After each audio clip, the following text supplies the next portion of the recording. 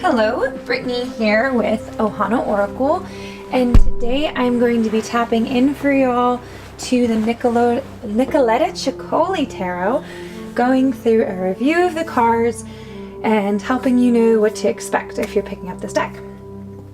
So I will say Nicoletta Ceccoli's was my second tarot deck, my first tarot deck that I knew I was buying. And the first one I got, I thought I was just getting an Archangel deck and ended up being a tarot. But the first time I got her deck, I got her baby deck. So I have both of them. I have the big side now and the baby one. It had a very similar box, just a tiny little version of it. So if you're checking out on Amazon, that cheaper one that's about 11 bucks, it's this size. The one that's 20 bucks, it's this side. Just to give you a heads up about that.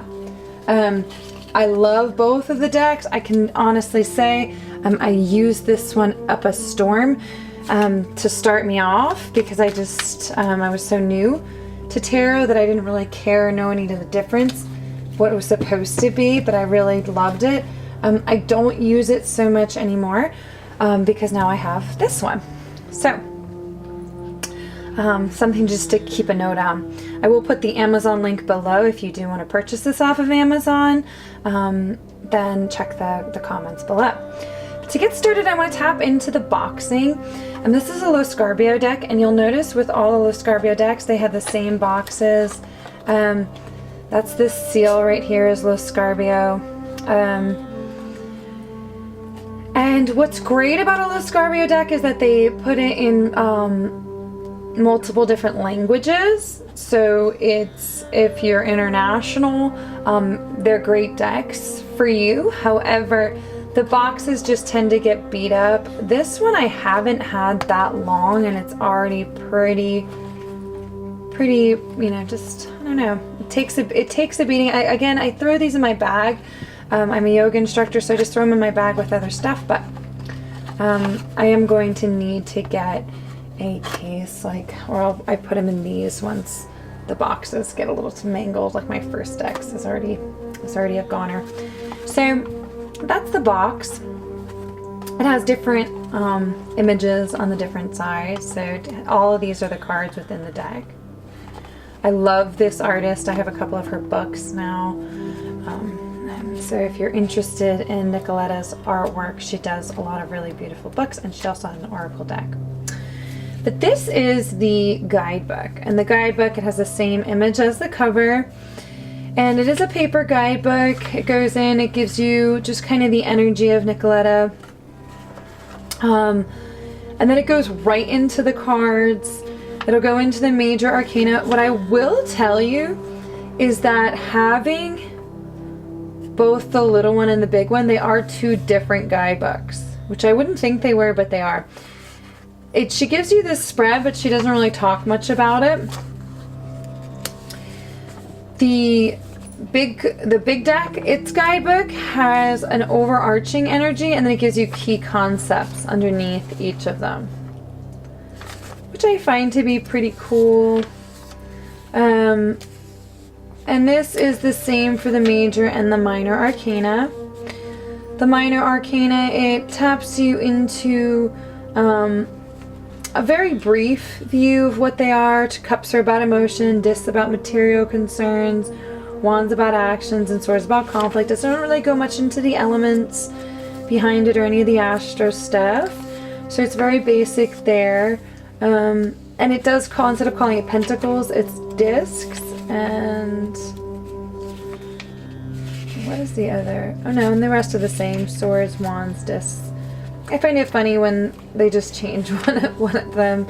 But again, this is printed in Italy, so I don't know the background.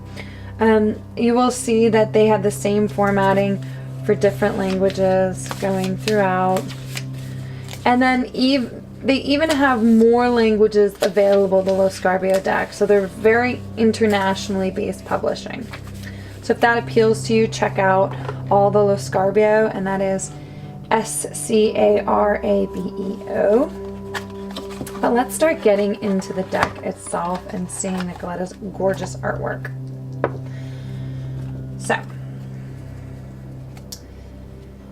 her whole deck is very non-traditional, but it gives you the energy of the cards. So for the Fool, is marching to the beat of your own drum, realizing you're in your body for a reason and starting to see its unique differences to find your Dharma. Again, a journey towards enlightenment. So she just has a playful way of offering that. The Magician, playing with the magic of life. She has these actual leopard legs when she has this leopard mask on. So I find that to be pretty cool. As a yogi, I really love that, taking on others' energies and really embodying them.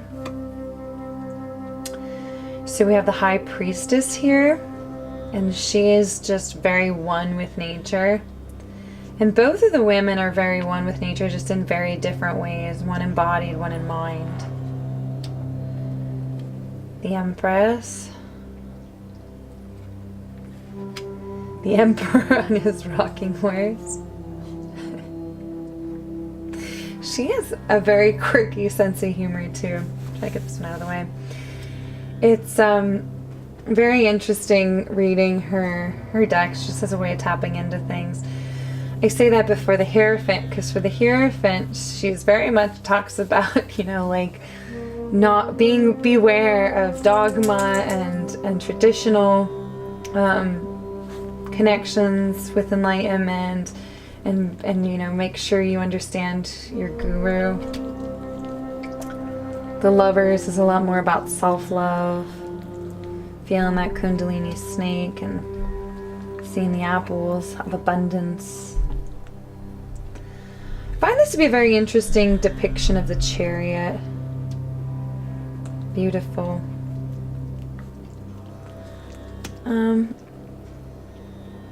I believe, let me check this out. I believe the 8 in this deck is Strength. No, the 8 is Justice. Okay, it gets confusing because you'll see what I mean when I get to Strength. They kind of look a lot alike. So this one, she's on top of her Tower of Hearts, her Tower of Morality being just. The Hermit. I love this Hermit depiction. There's a big and a little one. Walking all about. The Wheel of Fortune is pretty dark. She just has a very funny take on things that I really love. Even in her books and everything. Her Oracle deck's very funky. I can't wait to review that one for y'all because it gets saucy. Okay. Here's what I mean. So this one's Strength, which to me it looks like it could be Justice, right? Because she's slaying the dragon, but it is Strength. So those are frequently switched, the 11 and the 8. Here's the Hangman, dual perspective, the Hang Lady. I find her Death card to be so beautiful. And again, these just have numbers on them, so they don't have what they are. You gotta know it, right, to tap into it, or check out the book, right? Temperance, tempering the spiritual world with the earthy world. The Devil is so creepy in this one to me. It gets me the chills every time. Blah. This one's another one I frequently will draw and think it's Justice. But it's the Tower. She's on her tower. No one's falling off. She's just throwing things off. Oh, I have such a connection. I always just love the energy of the star. And this was one of the first stars I was connecting with. So beautiful. She has so much emotion in the eyes. Just very beautiful artist. This is one of her cover images, the moon. Which has that dualistic reflection. You know, the reflection isn't me. Cleansing delusions. So we build our intuition, make sure it's true. The sun is a beautiful sun. She's got that bumblebee, but she's got that really sun feel to her in her skirt. The flowers blooming around her. Now we have Judgment. Beautiful. And then I love this world. The world here is in a snow globe, and she's at the edge of it, and she's at that point of completion. I mean, it definitely has a little bit of a dark undertone to it, but I love her art. It's very real in this world. So we get to the swords. Here's where it gets a little bit funky. She has a lot of traditional meaning behind it, but the way she taps in is just very unique. One is that mental clarity. Two. This reminds me more of the Two of Pentacles, right? That balancing act. But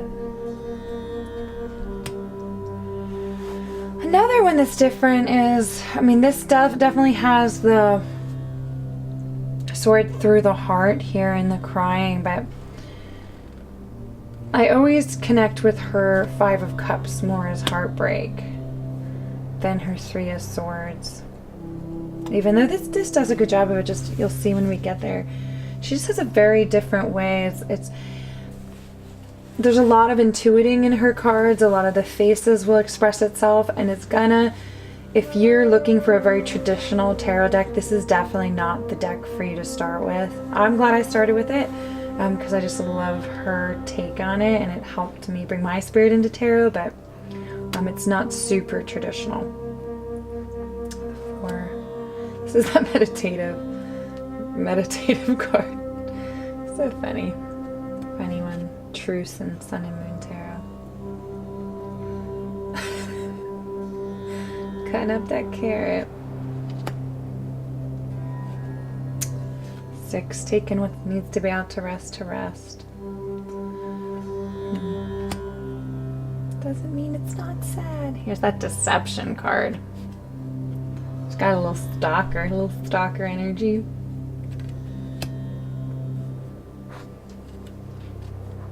Eight of Swords.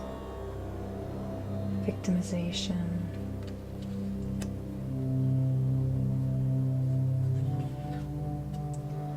Nine of Swords. She actually has a way of phrasing things that isn't as dark as the pictures look, though. I really love her take in the book. I don't want to keep putting her off as being dark because I love her, but she just has a way of brightening up what's really there. So the Ten of Swords is typically, you know, the one lying down on the back getting all stabbed, and this is just beauty being destroyed.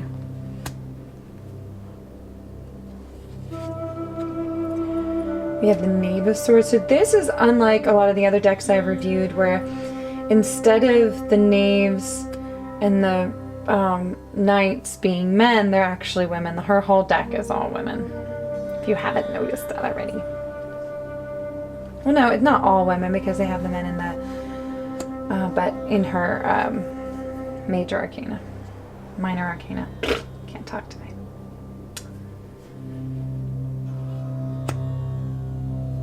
I just like giving you all time to watch. Feel free, I think I already said this, but feel free to fast forward.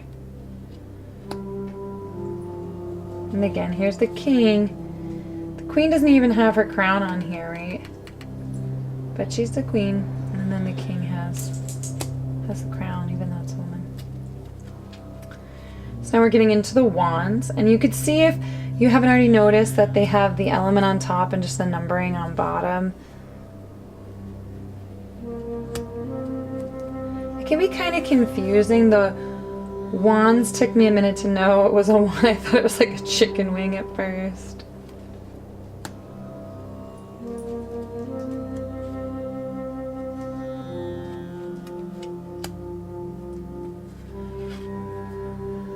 She has a couple images like this just going through. I just find it to be so beautiful. This one's a harmless challenge. But she just so sassy.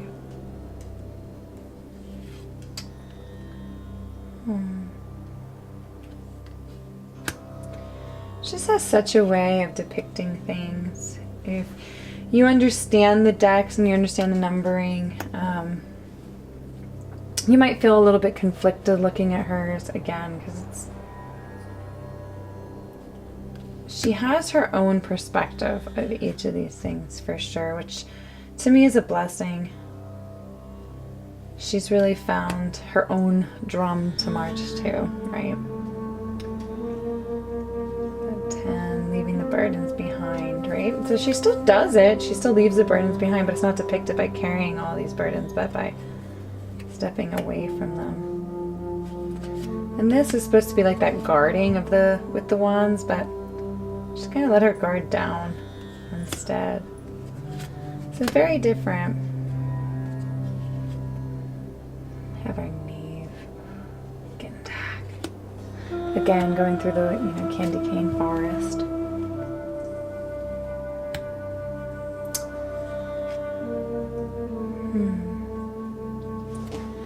She definitely brings a childlike whimsy into tarot, a very beautiful innocence into it. Oh, cups. I love her cups. This is that self-love, that connection. She's very big on self-love. I also love her too for twin flames, because they're literally twins, and it's the big divine love number. But the self-love one, just holding all of her little selves. All of the versions of herself, learning to love them. The twins, just so beautiful. Celebration, playfulness as the mermaids. A lot of mermaids in the water. And here's the one I was saying reminds me of heartbreak, because it's just being comforted. I don't know, maybe not, but it's very weird, right? She's wearing, he has the head and she has the body. And the Six of Cups is very interesting. It's traditionally like that love and nostalgia of past, but she renders it as like connecting with animal friends and like that heart of childhood that was all innocence and everything.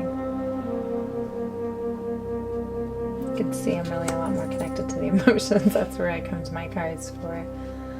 Wanting to understand them better. I was raised with brothers, so they weren't so prevalent to me. Or emotional intelligence wasn't, I should say.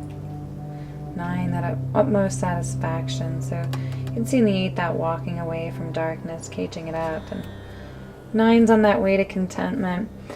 What I find really interesting about her 10 of Cups. 10 of Cups, I will say this is one of the only cards I don't love in the deck, because I always wait for the 10 of Cups to be like a sappy, beautiful, but she obviously is like really big proponent of self-love and self-connection, which I respect of hers, but I just missed that in the 10 of Cups. Doesn't have that sappy connection as much. The Knave, beautiful, working with her water. So this one I find funny too. The Prince of Cups is really wild. Some of the energy, she has her way of spinning it back to tradition. It's just very different.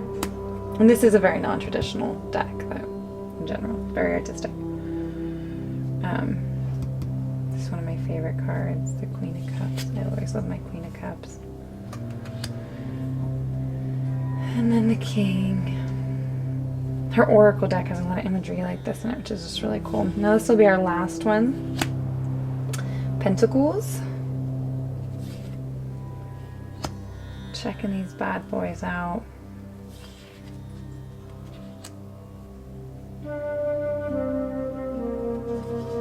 She doesn't read reversals, so you're not going to be getting that in hers.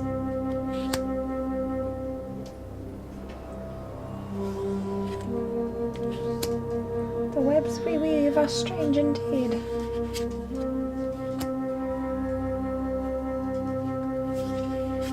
Learning those lessons. Again, the 10 is typically family and tradition, and this is breaking free. So she definitely has her own take. You want a deck with their own take too. This one's certainly for you. We just have a few left.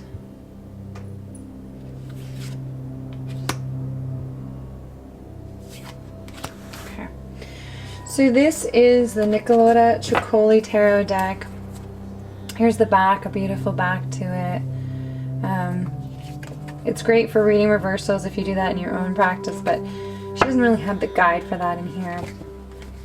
It's a great deck to shuffle, very easy to shuffle. another one that's a little bit slippery. So if you're one of those intuitive readers who likes to let them kind of fall out, it's a great deck for that. Even though it doesn't want to do it right now. It's like, haha. Pop that out. Yeah, it's a great cardstock. I would highly recommend any of Nicoletta Ceccoli's. I find that if you like art, that she's an artist worth it. There we go. She's worth the world. She'll give you the mental clarity you need. Oh, we got a reversal. She'll help you stop getting stabbed in the back. So that is the Nicoletta Ceccoli Tarot. I hope you enjoyed this. If you like this review, please press the like button. If you want a reading with this deck, you could feel free to email me. If you're interested in seeing readings with this deck, subscribe. I'm going to be starting to really tap into the divine love arena, and also subscribe for meditations towards divine love and just patience. Thank you so much. Namaste. And if there's anything about this video that you would like, that I didn't add in something about a review or a change or something like that, I don't know, my words are slipping to me, but comment below on what you want to see in future reviews so that I could make sure to honor that. Namaste, namaste, namaste. Love. Peace.